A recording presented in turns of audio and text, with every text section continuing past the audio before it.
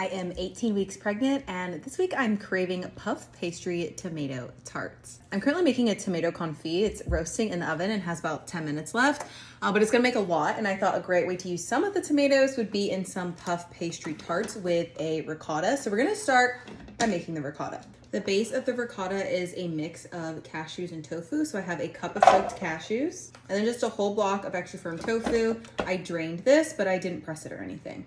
Next, we're going to add the juice of 1 lemon. If you like things really lemony, sometimes I'll add the lemon zest. I like to add about a tablespoon of olive oil. It's optional, but I recommend it because it makes the cheese a little more creamy. And you are supposed to add a tablespoon of nutritional yeast, but that is one of my pregnancy aversions. I can't even stand the sight of it, so I will not be adding this today. But if you want it to be a little more cheesy, you can add some nutritional yeast.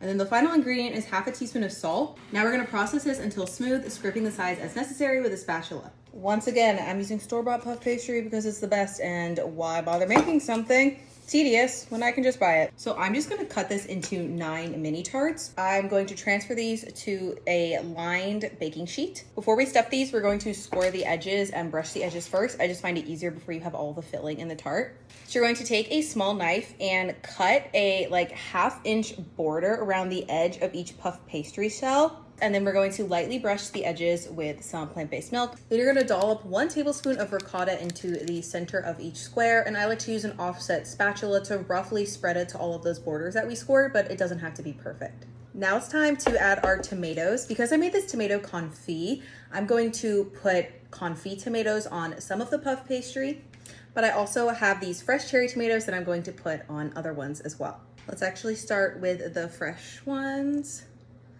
I'm probably gonna do about 3-ish per square. Now I'm going to scoop out my confit tomatoes and add those to the other squares. And I'm going to give everything a drizzle of the confit tomato oil, but if you didn't make the confit, just use regular olive oil. I preheated my oven to 400 degrees. We're gonna roast these on the top rack for 15 to 18 minutes until the puff pastry is nice and golden. Look at how delicious these look. Oh my gosh. The confit tomato one is going to be more jammy. And then I think the fresh tomato one is going to burst in your mouth more and definitely be more juicy when you bite into it. Both of them look absolutely delicious though. I really don't think you can go wrong. And to finish these off, I'm going to top them with some fresh basil and an extra sprinkle of chili flakes. I'm so excited to eat these. I like how the ricotta cheese firms up some and the tomatoes are perfect. The pastry's flaky. What more could a girl want? Whether you're pregnant or not, I hope you guys try this one out, and I'll see you next week.